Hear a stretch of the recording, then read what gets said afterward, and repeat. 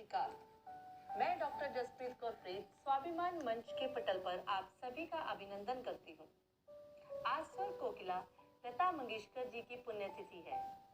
आइए हम सब उनको मिलकर श्रद्धा सुमन अर्पित करें। ब्रह्मांड में जितनी भी आवाज आज तक गूंजी है, उस सब आवाजों में शायद लता जी की आवाज सबसे ज्यादा गूंजी होगी। उनके गाने वर्षों तक इसी प्रकार इस ब्रह्मांड में गूंजते ही रहेंगे। लता जी ने जो गाने गाए, जो रिकॉर्ड किए, तकनीक बदलती रही, रिकॉर्ड से कैसेट, कैसेट से सीडी, डीवीडी और अब पेन ड्राइव और इंटरनेट पर उनके गानों का खजाना मौजूद है। सबने उन्हीं की आवाज को पसंद किया, सराहा। लता जी के गानों पर समय की धुन का कोई भी असर नहीं रहा। माध्यम बदलते रहे, लेकिन कभी भी उनकी आवाज को सुनना। यदि हम भारत को शरीर माने, जिसकी आंखें, कान, हाथ पैर हैं, तो उसकी आवाज को हम लता मंगेशकर की मान सकते हैं। बेशक लता जी को भारत की आवाज कहा जा सकता है। लता जी ने अपनी आवाज से न जाने कितने लोगों को सुकून पहुंचाया। कई लोग जो दर्द के मारे थे, लता जी की आवाज ने मरहम बन उन्हें राहत दी। टूटे हुए दिलों को लता जी के गीत से संबल मिला। जो लोग जिंदगी में हार गए थे, उन्हें लता जी की मखमली आवाज से जीने का सहारा मिला। उनमें आत्मविश्वास जागा और संघर्ष करने की शक्ति मिली। लता जी की लोरियां सुनकर सुकून भरी नींद के आगोश में न जाने कितने लोग चले गए। लता के गानों से प्रेमियों ने अपने दिल का हाल बयां किया। लता के देशभक्ति के तराने सुन लोगों में जोश उमड़ पड़ा और शहीदों को याद कर आंखों में आंसू आ गए। लता जी के नगमों ने इतने सारे लोगों पर इतने प्रकार से जादुई प्रभाव किया है, जिसे शब्दों में बयान नहीं किया जा सकता और जिसे किसी पैमाने पर मापा नहीं जा सकता। जीने की राह दिखाई है, खुशियां दी हैं और आगे बढ़ने का जज्बा पैदा किया है। लता मंगेशकर जी का जन्म 28 सितंबर 1929 को इंदौर में हुआ, जो कि अब मध्य प्रदेश में स्थित है। वे पंडित दीनानाथ मंगेशकर और शेवंती जी की बड़ी बेटी हैं। लता जी के पिता पंडित दीनानाथ मंगेशकर एक मराठी संगीतकार, शास्त्रीय गायक और थिएटर एक्टर थे। लता मंगेशकर जी ने अपना पहला गाना 1942 में मराठी फिल्म कीर्ति हसाल के लिए गाया। मैं सर्वप्रथम मंच पर आमंत्रित करती हूँ और बहुत ही आदर के साथ अब मैं आमंत्रित करती हूँ आदरणीय सिद्धेश्वर जी को, जो कि पटना बिहार से है। आदरणीय सिद्धेश्वर जी, आपका स्वाभिमान साहित्यिक मंच के पटल पर बहुत बहुत स्वागत है। लता मंगेशकर का पहला पुण्यतिथि, उनके प्रति हार्दिक नमन करता हूँ। मैं सिद्धेश्वर, पटना से मैं सिद्धेश्वर, आज उनकी पुण्यतिथि पर मैं 2 शब्द कहना चाहूँगा।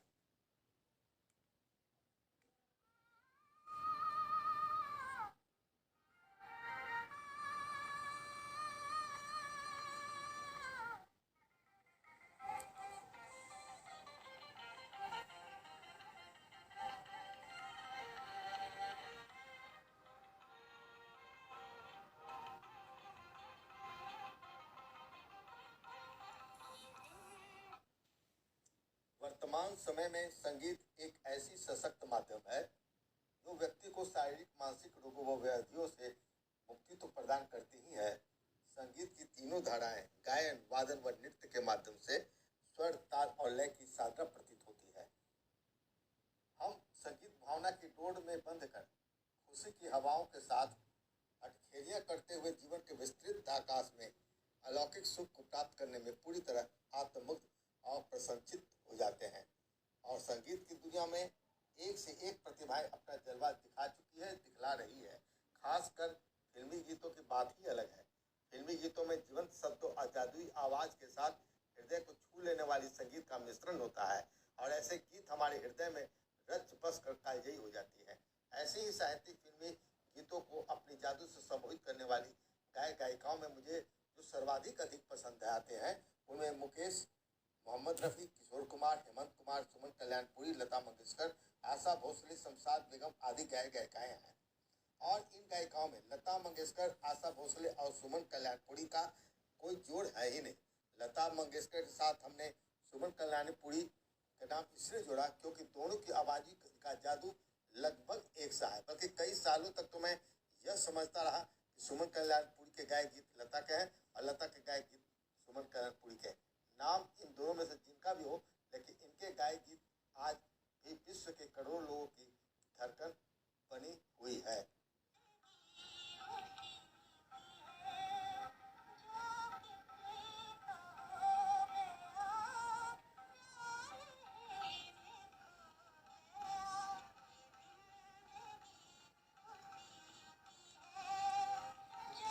लता मंगेशकर का आज पहला पुण्यतिथि है। पूरा विश्व उन्हें बहुत ही हार्दिकता से स्मरण कर रहा है क्योंकि ऐसी प्रतिभाएं कभी कभी ही इस धरती पर जन्म लेती हैं। लता मंगेशकर की आवाज़ की जादू सुमन कल्याणपुरी को छोड़कर शायद ही किसी गायिकाओं के साथ किया जा सकता है। उनके शरीर को देखकर कोई नहीं कह सकता था कि उनके कंठ में इतनी मधुर आवाज़ है जो बरबस किसी का ध्यान अपनी ओर आकर्षित कर लेता है। लता मंगेशकर ने अपने जीवन में 6,500 के लगभग गीत गाए। उन्होंने गायन के क्षेत्र में सबसे पहले मराठी गाना नाचू या गड़े हेलू साड़ी में गाए। तो उनकी आखिरी गाना 2006 में रिलीज फिल्म देव बसंती का गीत लुका छिपी थी, जिसका कंपोज A.R. रहमान ने किया था। लेकिन उनके 1000 में लगभग एक ऐसे गीत है जो आज प्रतिदिन रेडियो, टेलीविजन के माध्यम से या मोबाइल और यूट्यूब के माध्यम से हमारे कानों को स्पर्श करती रहती है और हृदय में रचती बसती रहती है।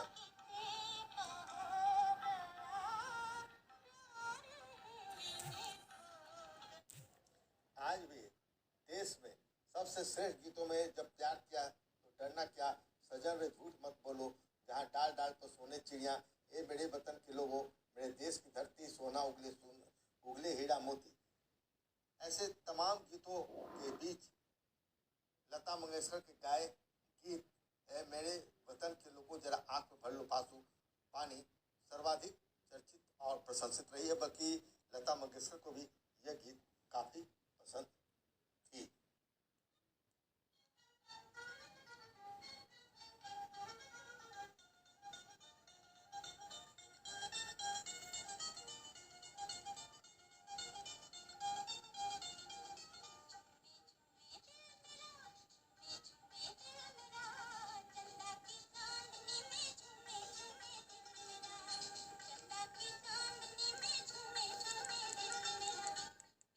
उनकी लता मंगेशकर की आवाज़ में ऐसी जादू थी कि पतझड़ में भी सावन का एहसास करा जाती है। दिन बादल बरसात की तरह हमारे हृदय को भिगो जाती है। मौसम बेमौसम हमारे हृदय में राज करती है। मैं क्यों क्या कहूँ कि कभी कभी तो मुझे लगता है कि उनके गाए गीत मुझे प्यार की थपकी दे देकर सुला रही है। ऐसी महान गायिका को हृदय से मैं नमन करता हूँ।